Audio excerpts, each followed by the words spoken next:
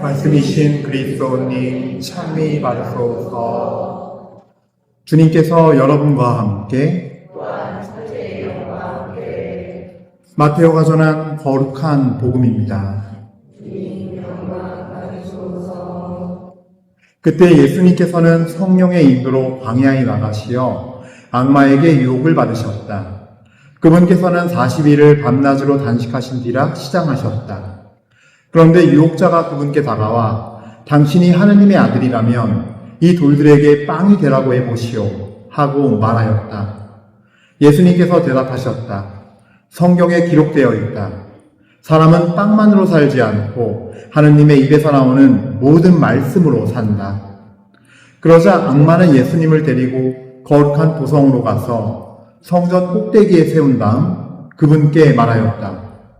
당신이 하느님의 아들이라면 밑으로 몸을 던져보시오. 성경에 이렇게 기록되어 있지 않소. 그분께서는 너를 위해 당신 천사들에게 명령하시리라.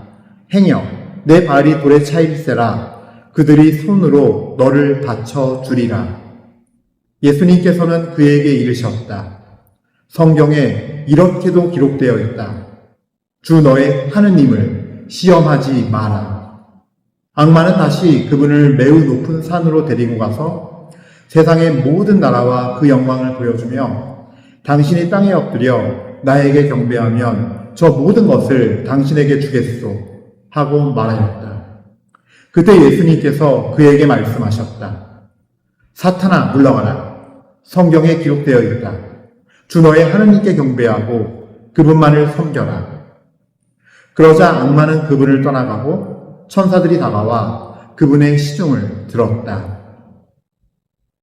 주님의 말씀입니다.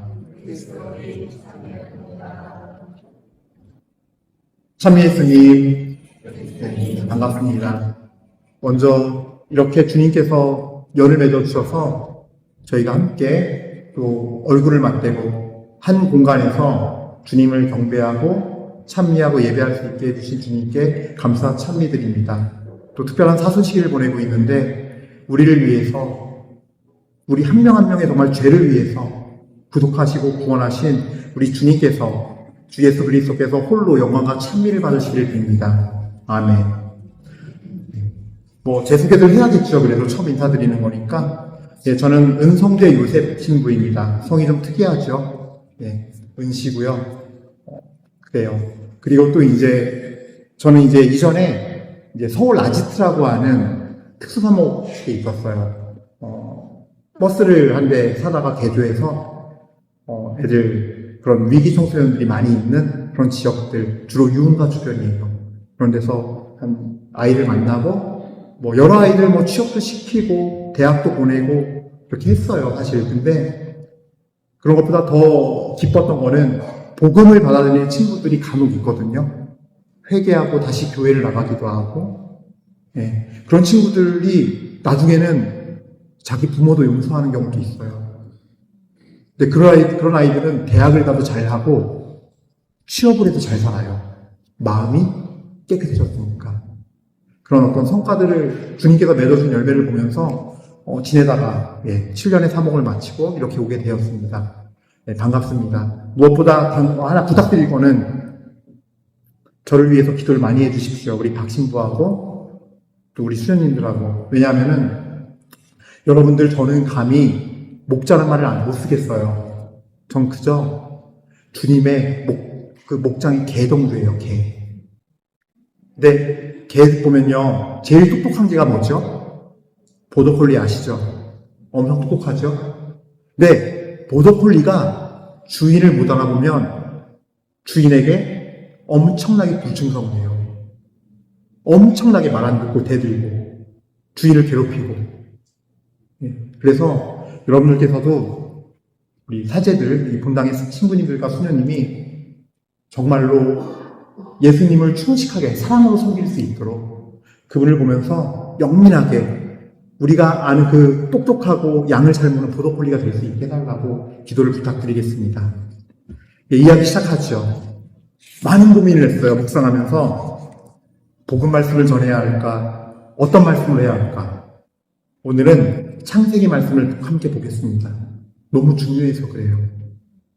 주님께서는 우리를 창조하실 때 창세기 2장 7절입니다. 그 코에 생명의 숨을 넣었다 그랬어요.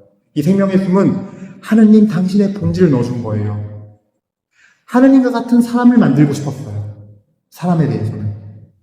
그래서 이성과 양심과 자유의지가 있어요. 다른 동물들에게는 없는 영역 중에 하나예요. 이거는 아주 중요한 영역이에요. 생명의 숨에는 바로 하나님 당신의 생명의 영을 불어넣으신 거예요. 당신과 닮은, 당신과 같은 자를 만들기 위해서. 처음엔 너무 좋았어요. 아담과 하와가 창조되어가지고 에덴 동산에서 알몸이어도 부끄럽게 없었어요. 아쉬울 게 없었어요. 본디 하느님의 모상으로서 그렇게 선하게 창조되었기 때문에. 그러나 이게 오래가지 못해요. 저는 이 부분부터 주목해서 말씀드릴 거예요. 3장 1절부터 7절인데 같이 보시죠.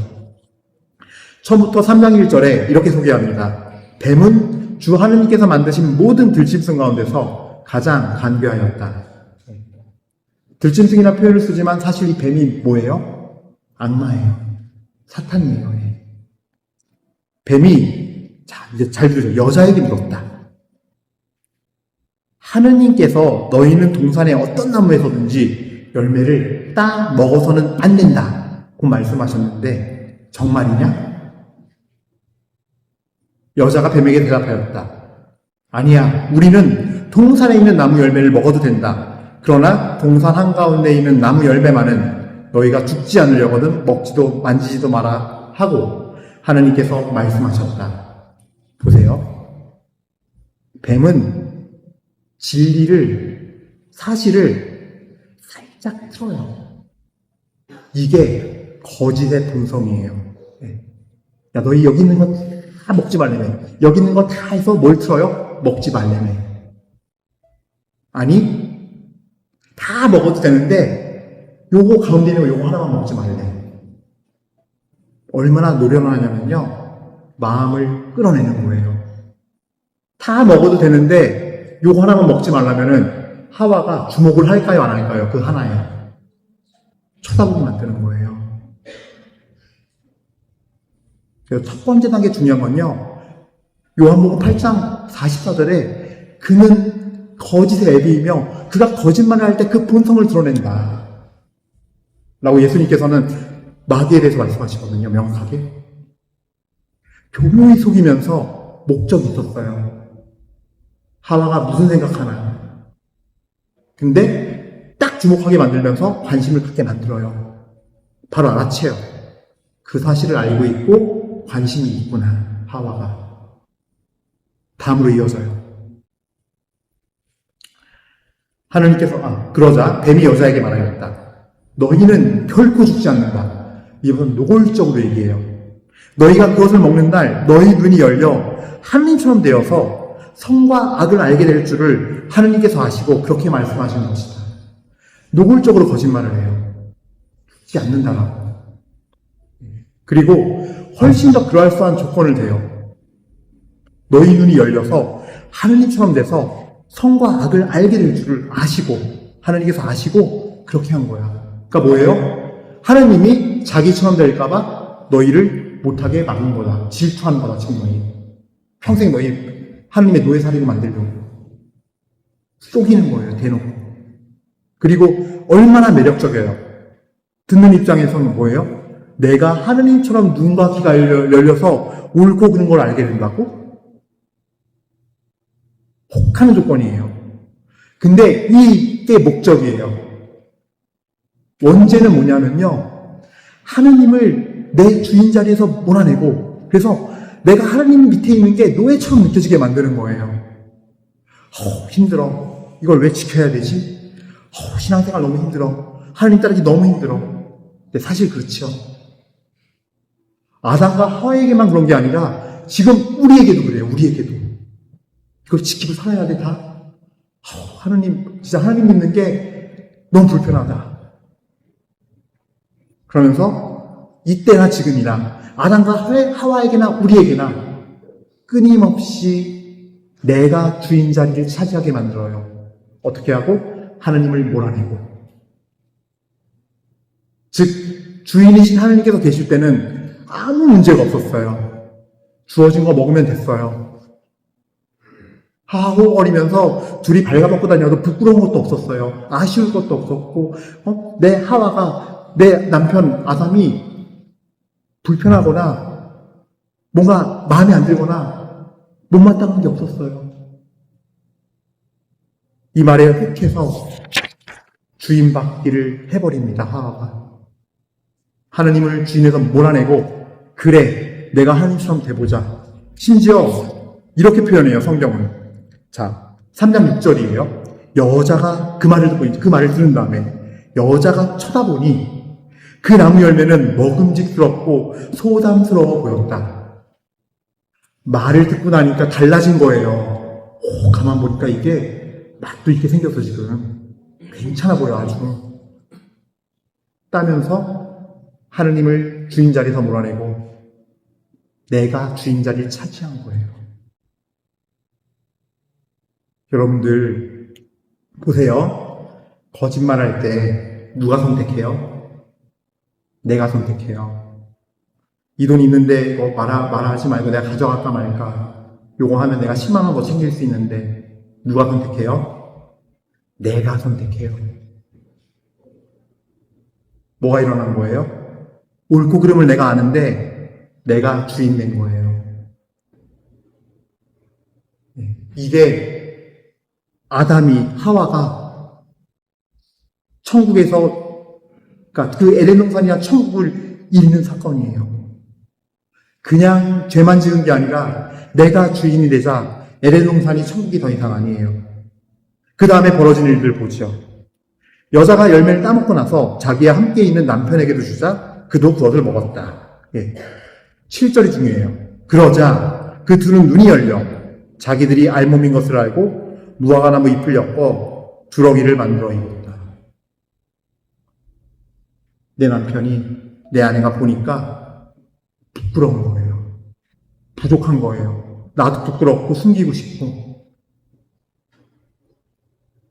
부끄럽고 숨기고 싶고 마음에 안 들고 못마땅한 건요, 그 존재가 그렇기 때문이 아니에요.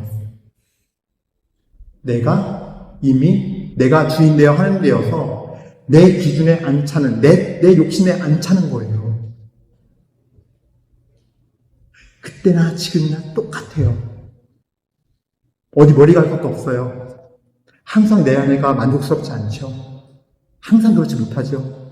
또 항상 언제나 내 아들, 딸이 만족스럽지가 못해요. 항상 매번 우리 신부님이 마음에 들지 않을 때도 있어요. 그러나 사실 주님께서는요, 창조에서 보내실 때 하나님의 형상을 그대로 담아주셨고, 그러므로 그 존재는 존재 자체로 사랑받아야만 하는 존재예요. 네. 근데 우리는 어때요? 자꾸 두렁이를 만들어 입히고 싶어야 해요. 나도 가리고 싶어 하고. 자꾸 두렁이 만들어 입혀야 돼요. 그래서 내 삶에서 그 두렁이가 어떤 사람에게는 나도 저만큼 살았으면 좋겠는데, 그래도 내가 안 부끄러우려면, 그래도 저런 집 한 채 있어야지. 저런 자동차 하나 있어야지. 이런 명품백 하나 있어야지. 내 아들이, 딸이 어느 대학은 가야지. 자꾸 두렁이를 만들어 입히고 싶어 해요. 나의 잘못된 모습, 안 좋은 모습, 그렇게 가리고 싶어 해요. 그렇게 하느님을 물리치고 난 다음에 에덴 동산은 사라졌어요. 천국은 사라졌어요. 인간의 소망도 사라졌어요.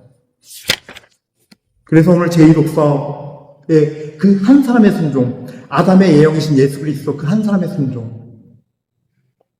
죄는 죽음을 낳아요. 욕심은 죄를 낳고 죄는 죽음을 낳는다고 야고보서에 말씀하세요. 야고보서 4개. 죄의 대가는 죽음이에요. 근데 죽음을 살려내야 되잖아요.